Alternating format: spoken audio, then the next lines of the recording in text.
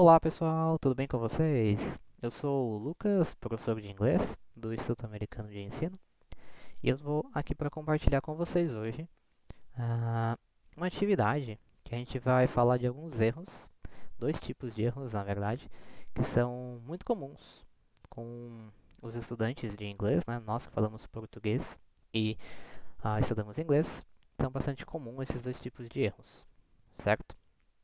Então, pessoal, vamos iniciar. Deixa eu só diminuir aqui a minha câmera. E ok, vamos lá. Então, pessoal, o primeiro erro que a gente vai falar hoje é a situação do sujeito oculto ou do sujeito inexistente. Antes de tudo, né, vamos lembrar o que é o sujeito. É o sujeito da frase, ele é a pessoa, né, a coisa que realiza a ação. Então, o verbo está relacionado, né, com o sujeito. Isso, o sujeito oculto e o inexistente, ele acontece em português. Né? Vamos ver alguns exemplos, né, de como que isso acontece em português. A gente tem, por exemplo, essa frase: está chovendo, está muito escuro aqui dentro, está frio hoje, é cedo ainda. São quatro frases em que a gente não tem ali o sujeito, né? O sujeito ele é inexistente. E no caso aqui, tanto está chovendo como está frio, é cedo, né? De uma forma geral está relacionado ali aos fenômenos da natureza. A chuva, o amanhecer, escurecer, fazer frio, né? Todas essas frases, elas estão com o sujeito inexistente. Mas também existe o que a gente chama de sujeito oculto. Por exemplo, cheguei em casa tarde ontem. Jogamos futebol no final de manhã, no final de semana. Saíram de casa bem cedo hoje. Iremos viajar hoje de noite. Toco piano desde os 5 anos. Nessas frases, né, a gente tem o sujeito oculto. E a gente consegue, né, saber, né, nessas frases em que o sujeito está oculto, a gente consegue saber quem é o sujeito pelo uso do verbo ali na frase. Por exemplo, na número 5, né, temos lá o cheguei em casa à tarde. Cheguei. Eu sei que aqui o sujeito que está oculto é eu. Eu cheguei em casa à tarde ontem, porque é o único que bate, né? Eu cheguei, mas eu não posso falar você cheguei, ele cheguei, ela cheguei, nós cheguei. Não dá certo com nenhum desses sujeitos, só dá certo com o eu. Então eu sei que cheguei se refere eu cheguei. Assim como no jogamos. Jogamos futebol no final de semana. O sujeito aqui está oculto, mas eu sei que é nós. Nós jogamos futebol no final de semana. Porque é o único sujeito que vai dar certo, né? Eu não posso falar eu jogamos, ele jogamos, vocês jogamos. Eu sei que o sujeito é nós. Assim como nas 7, saíram de casa. O saíram é eles ou elas saíram de casa. Então, no português, né, a gente consegue fazer frases com sujeito inexistente, como as quatro primeiras frases, e a gente consegue fazer frases com sujeito oculto, como ali das 5 até a 9, certo? Isso porque o verbo, ele nos diz, né, mesmo que o sujeito esteja oculto, o verbo diz para nós quem é o sujeito. Isso é um pouco complicado em inglês. Isso não dá certo em inglês, né? O sujeito inexistente e o sujeito oculto.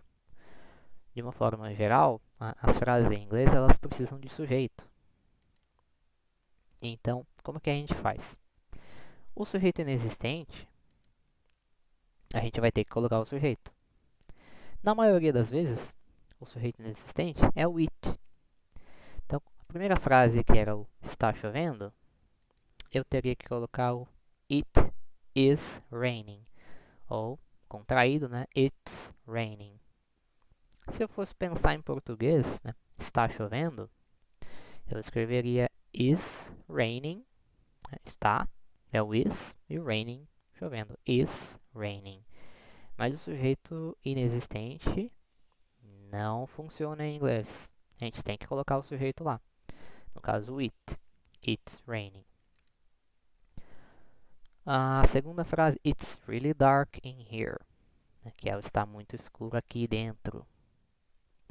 A mesma coisa, né? Pensando em português, você ia pensar, está muito escuro, is really dark in here, aqui dentro.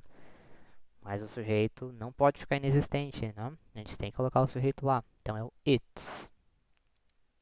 Assim como it's cold today, que é o está frio hoje.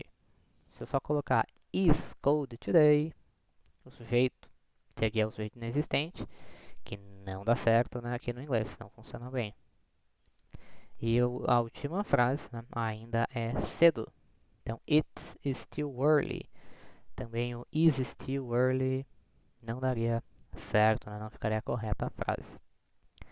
Então, com o sujeito inexistente, que muitas vezes com esses fenômenos, né, da natureza, o sujeito ele é inexistente, a gente não pode simplesmente deixar a frase sem sujeito.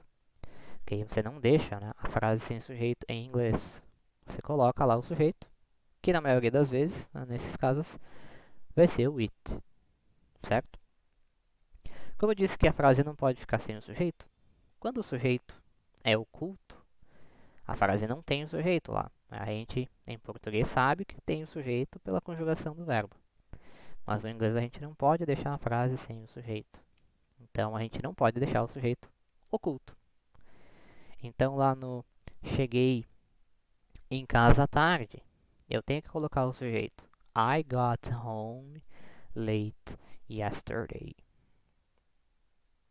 Na segunda frase, que era o nós jogamos futebol, né?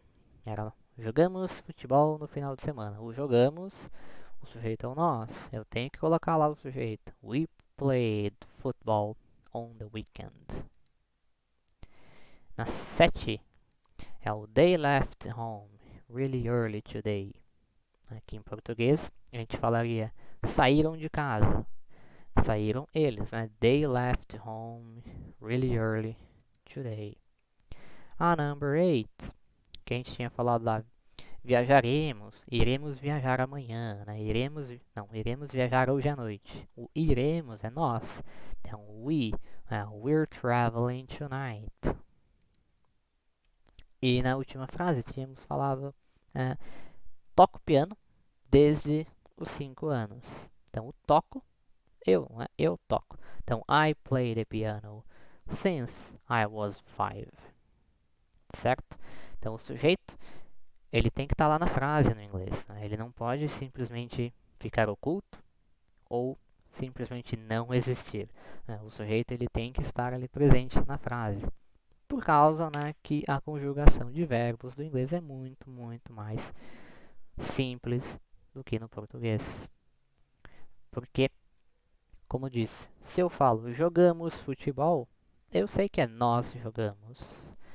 Mas se eu só falar played football, em inglês, played football, esse played pode ser I played, you played, we played, they played, she played, he played. Todos os sujeitos dão certo com played, enquanto em português, jogamos só pode ser nós jogamos. Se eu falar joguei, só pode ser eu, né? Eu joguei. Se eu falar jogou, só pode ser ele ou ela, né? Ele jogou ou ela jogou, certo?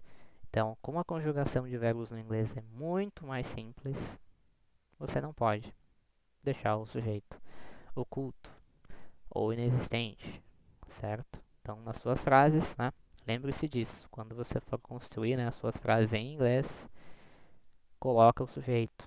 Não deixa ele oculto. Não deixa ele inexistente.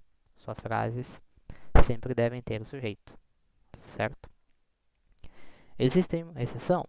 Sim, existe um tipo específico de frase que ali você não precisa usar sujeitos. Mas não vamos entrar, né, neste assunto no vídeo de hoje, certo? Então, cuidado, né, quando você pensa literalmente em português para escrever as frases em inglês, porque os sujeitos não podem ficar ocultos. Certo, pessoal? Então, vamos encerrar esse vídeo por aqui.